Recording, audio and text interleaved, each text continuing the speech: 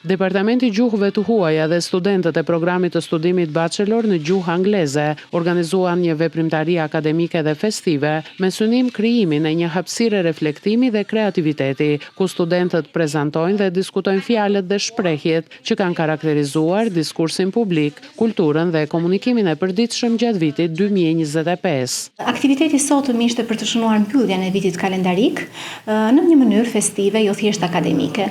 Qëllimi ynë ishte që t'i angazhonim studentët në mënyrë që ata të reflektonin rreth mënyrës se si gjuha dhe kreativiteti lidhen së bashku.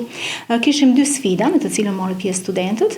E para ishte të përcaktonin fjalën e vitit 2025 dhe e dyta të krijonin një term, një neologjizëm të ri që lidhej me Krishtlindjet. Kuptohet diskutimi dhe sfidat u zhvilluan në gjuhën angleze.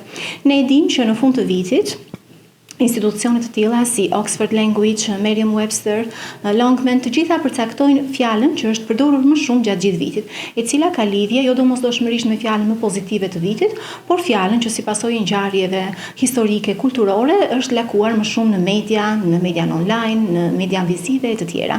Në këtë event morën pjesë studentët të 3 viteve të programit bachelor gjuhë angleze dhe njëkohësisht stafi ynë i Departamentit të Gjuhëve të Huaja. Aktiviteti u zhvillua në një frym festive, duke shënuar mbylljen e vitit akademik përmes gjuhës, kreativitetit dhe ndarjes së ideve. Në përfundim u ndan edhe disa fjalor anglisht për fituesit.